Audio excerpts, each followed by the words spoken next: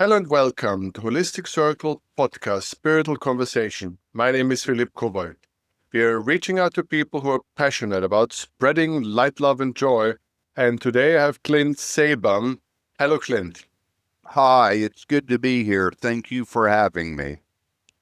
All right, they're the podcasting. I start at 6, you're at midnight. So basically, people have one that is going to sleep and one who just come from sleeping. Exactly. So we are yin yang here. First, Amen. I forgot to ask you where you are located right now. I'm in Atlanta, Georgia, in USA. All right, amazing. Okay, Atlanta. Where are I don't think you? I had. Right, I'm in Europe, so it's like a small country, Austria. Oh, sure. I've been to Austria. Oh, really? Wow, you're the Yeah. second person on my show who's been actually to Austria. All right, so today we're talking about something very exciting, something that maybe not so many people are familiar with. Beside the new book that you wrote, we want to a little bit educate people or bring them into the magic of Hermetics. So maybe let's first start with a small introduction about yourself, if you'd be so kind, and then a little bit explain. Let's talk with people about what is Hermetics all about, and you're an expert, so let's a little bit dive into it. Sure, absolutely. Well, my new book is Panic Magic, and it's a fictional novel that is available on Amazon. You can just look up Panic Magic. It should come up. If not, look up Panic Magic Clint Sabom and it should come up. As far as my magical training and interest, I follow the pathway of Franz Bardon, the 20th century Czech occultist, and he has several books out that are published. The first one in the training system is Initiation into Hermetics, and it has 10 steps of accumulating magical powers. But it's not just, and it's based on Hermetics. It's obviously initiation into Hermetics. And it's not really just about attaining magical abilities. It's also just about attaining spiritual enlightenment or spiritual fulfillment. And a lot of times people get into it for magic and the power, and then it becomes more of something that leads to inner peace. And he breaks down the entire cosmos into different categories, and he also breaks down things into the spirit level, the soul level, and the physical level. So in every chapter, there's training in each level, and it goes 1 through 10. Right. This is a lot of information, especially for people that are completely new to magic and never heard about all that.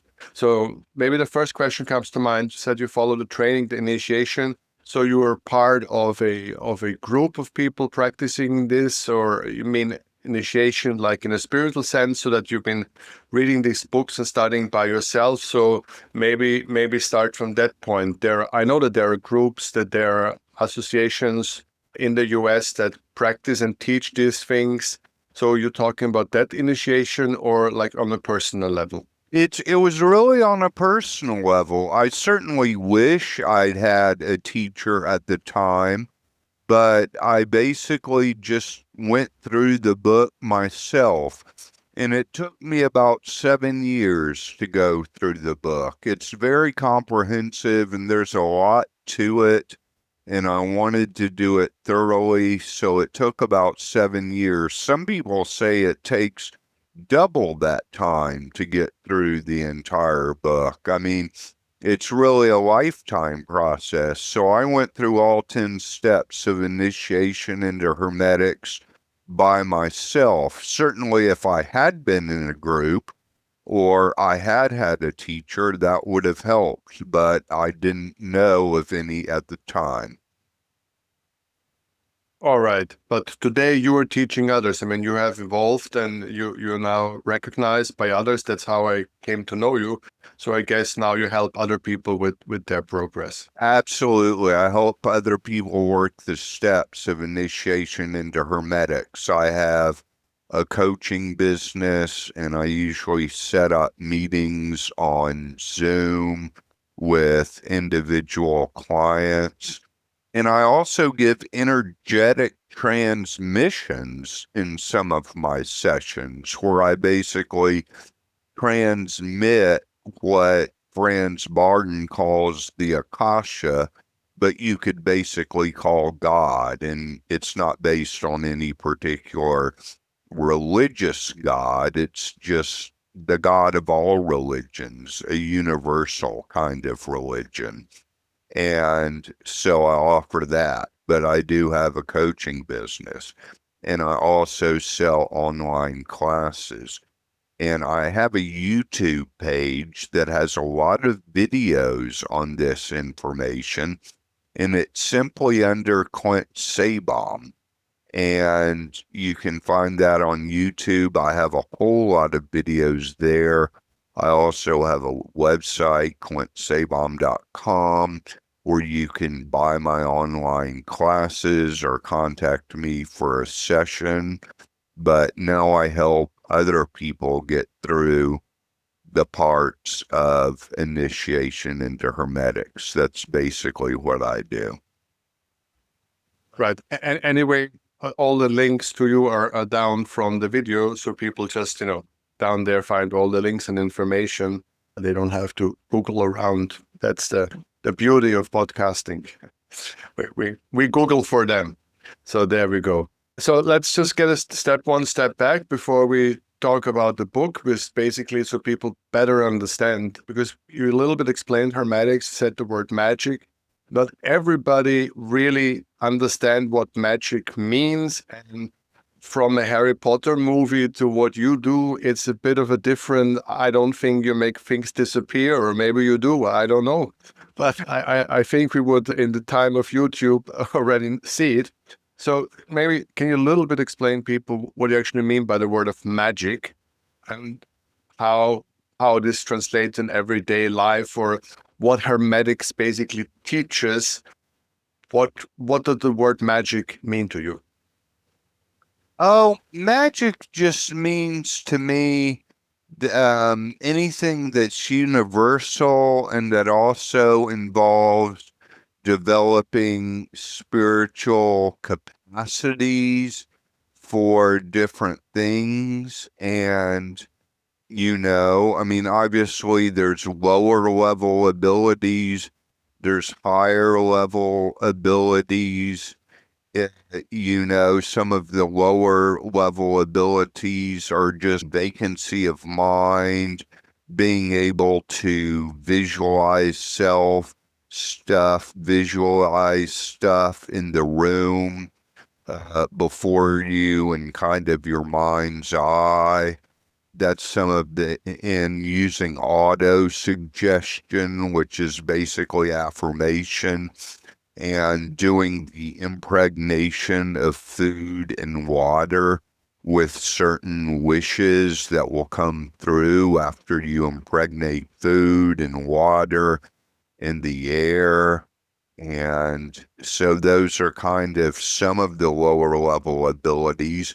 And it also involves the four elements: fire, water, air, and earth. And there's a such thing as pore breathing.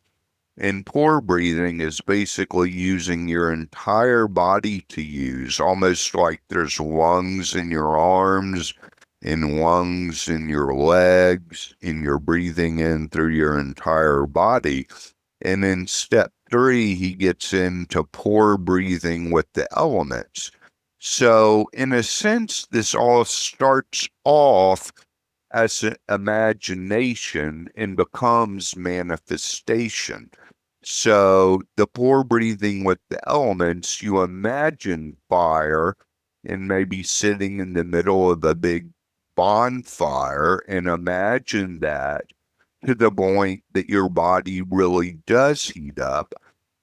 and you're able to even change the temperature in a room if you can charge up with enough fire. And the same is true for the other elements, with air, for example. If you charge enough with air, you can even rise up like a hot air balloon. With earth, you can feel more dense. With water, you could feel more fluid or more cold. So there's different elements, and the elements are very important in all of this. So, sure, I mean, it's a little bit like paganism in some ways. It's a little bit, in a sense, though, Franz Bardon himself was a devout Catholic. As far as we know, some information about his own life doesn't match up completely, so there's a lot we don't know about his own life. And there's also something like hand gestures and finger gestures. So once you accomplish a magical ability and anchor it using a certain finger gesture while you're doing this ability, you can get to the point where you just do the finger gesture and the ability happens. And that's a little bit like neurolinguistic programming, honestly, but it's probably more ethical. And all of this is in the light side. None of this is dark.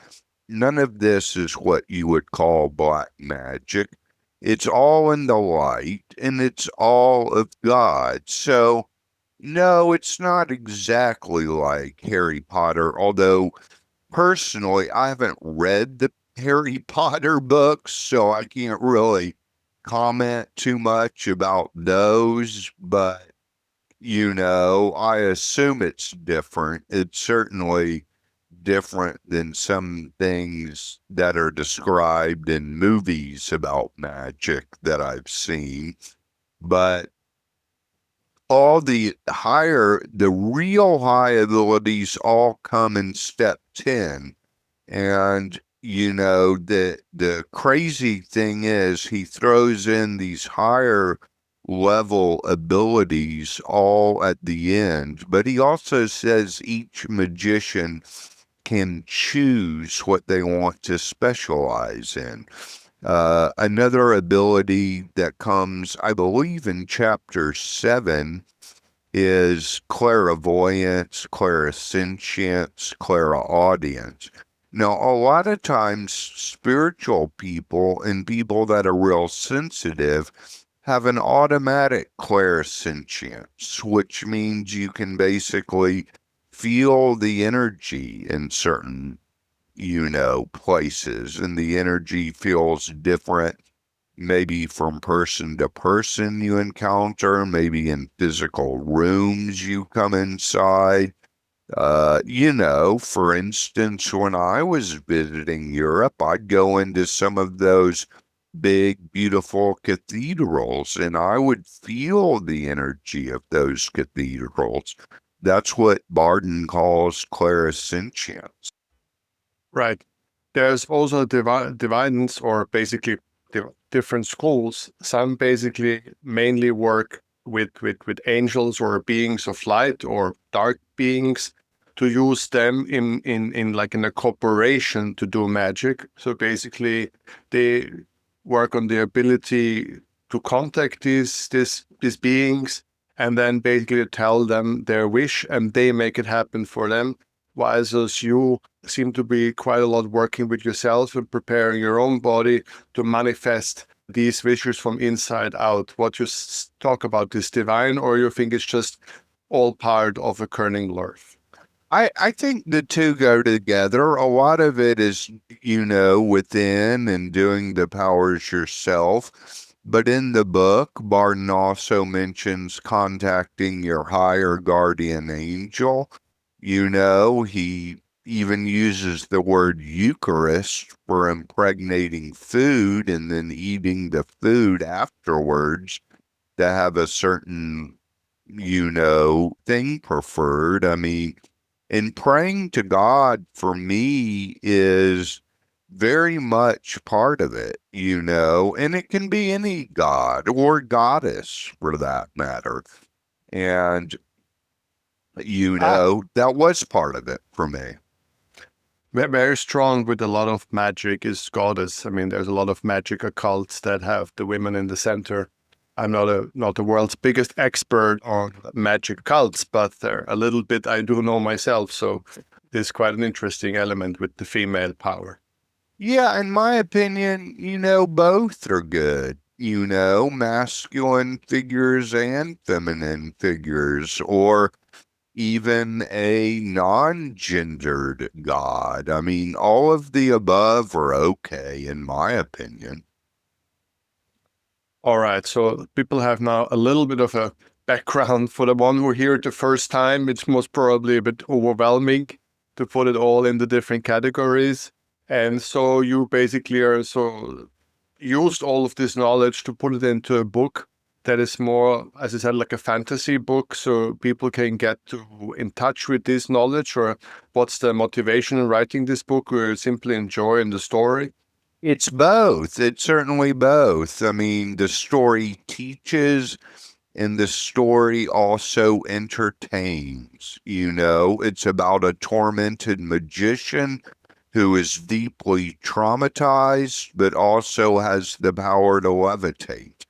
And it's true levitation that he does, not like these stage shows illusionists. And at his performances, he has the audience check them for strings or wires. And it's mentioned early on in the book that he undergoes a training for all of this. And he also undergoes magical attacks as his levitations end up attracting kind of nefarious enemies.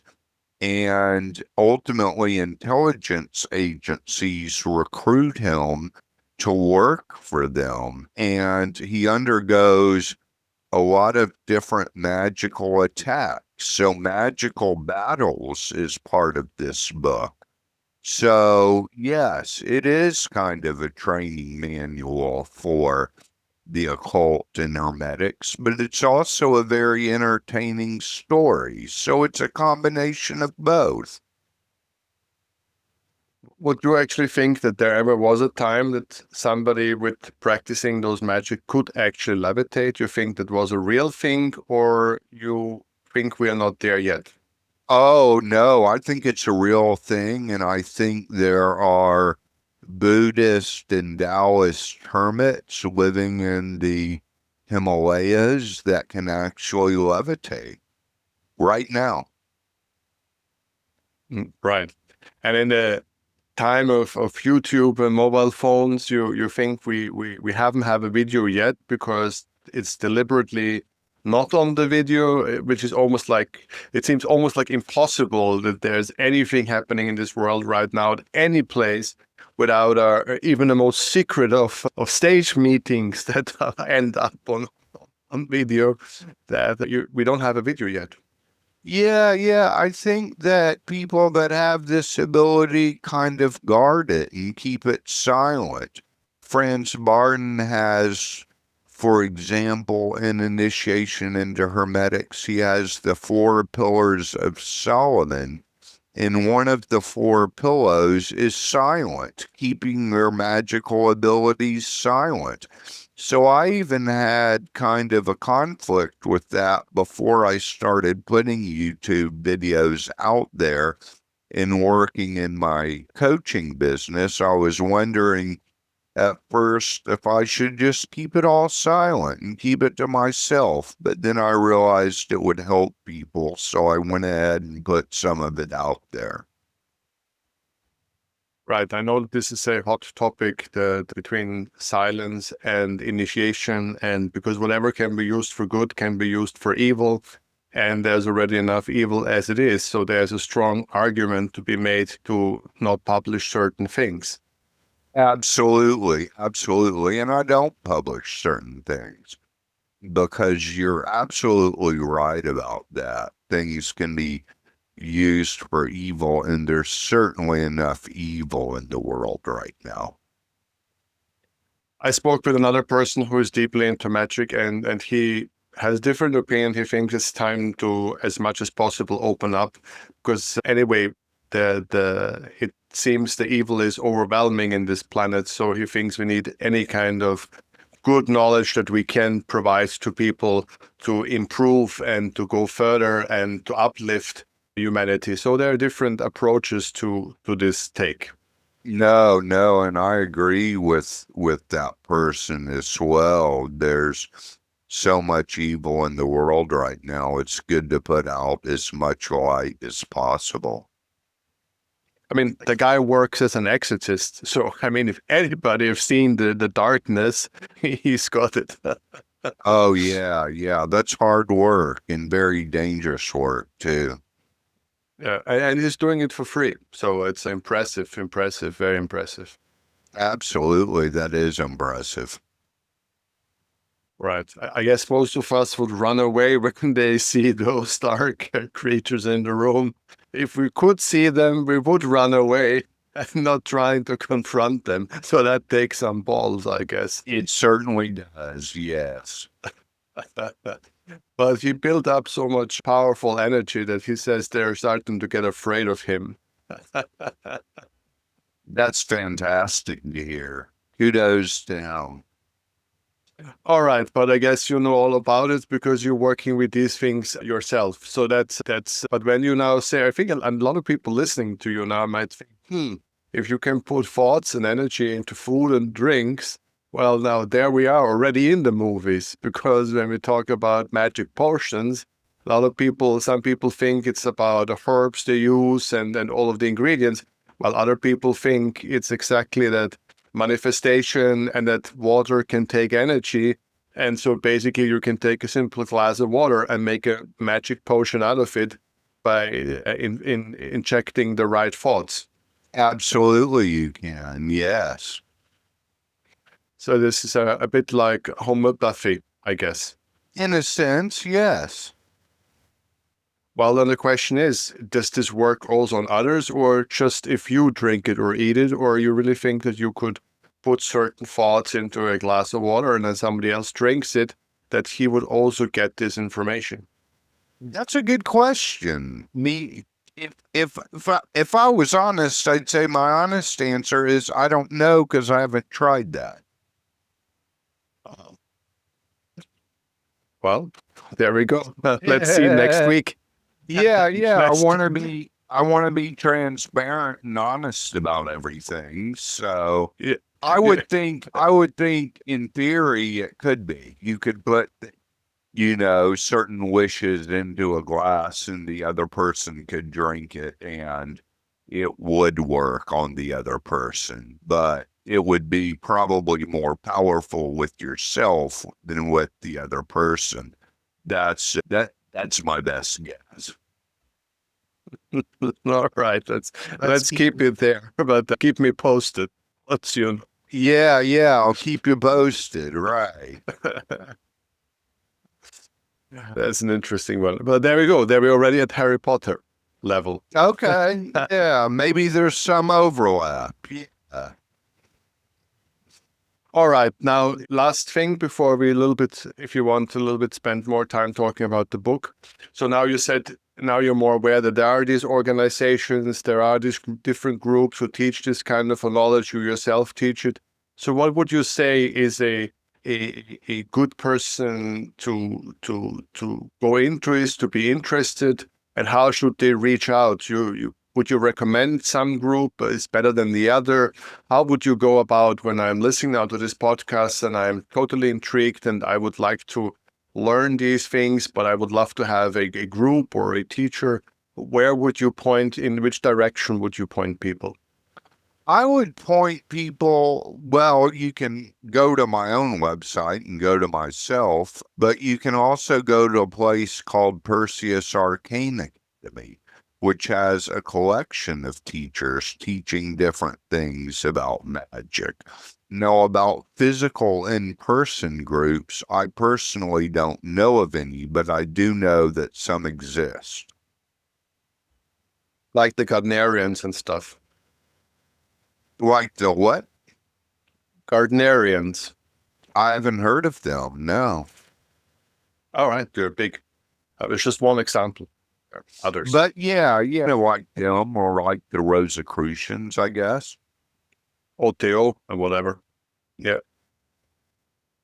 Okay, we got tons of them. So we name a couple. Let's make some commercials for free. Well, very different groups, very different approaches, very different programs, and different ways. So basically, what you're saying is that with all of these magic, secret, half secret, super secret societies, it's a process. Once you show interest, once you maybe go to some conferences, or when you start working with a teacher like you, and then maybe off camera, people slowly be pointed in the right direction. Maybe yes, maybe no. So basically, it's a bit of a search. Sure, it's a bit of a search, but you can certainly go through the book yourself too. You can just purchase Initiations or Hermetics. And maybe my own book would pique your interest in that. Exactly. That's why we're here. Wonderful. There's always a divine between the people who, like yourself, take this long, hard journey, spend 7 years or more trying to learn, trying to understand, and that's the prime way to do it. But a lot of other people, it's like, a hobby, I'd say, and they just want experiences, they want to feel it, they want to be part of a group, and they enjoy the black hoodies in the night, and why wouldn't they, right? All right. Yeah, I agree. As long as the chickens stay alive, I'm okay with it. Yeah, as long as their chickens stay alive. I don't want any dead chickens showing up at my doorstep. No more dead chickens. Magic killed enough of them. All right, maybe a little bit more if you want to talk about the book, and then we slowly coming to an end for this a bit more crisp episode. Okay, sounds great. So my book, Panic Magic, again, it's about a tormented magician that's 47 years old and living in Atlanta, Georgia, with 2 roommates. And he starts out performing at a theater, doing monologues, very kind of mysterious, surrealistic monologues. In between levitation, he has the audience check them for strings or wires in order to prove it's true levitation. And eventually he gets an agent, which gets him larger and larger venues. And once certain people realize he can levitate, then intelligence agencies recruit them because they're basically enemies of the USA or terrorist groups. And that may be another reason why you don't see YouTube videos on people levitating, because, how would people react if they knew you could really levitate? And that's what happens in this book. Once he can truly levitate and it's understood, he attracts, certain terrorist organizations. And again, in between these levitations at different theaters and performance venues he goes to, he continues to give these monologues that are very mysterious or realistic and also have magical components. And at times he even slips into surrealistic visions. So the movement of surrealism started in France by André Breton in, I believe, the 1920s, is kind of incorporated into this book, as well as magic. And eventually these enemies attack him at 12 a.m. That's the time when we scheduled to do this podcast in where I am, as it's the middle of the night for me, the witching hour. And he undergoes these magical attacks that are life-threatening. And at times he has to go to the hospital because he's defeated in these magical attacks, and it poses a health risk. So it kind of keeps the book on edge as he moves forward with larger and larger venues and staying in hotels.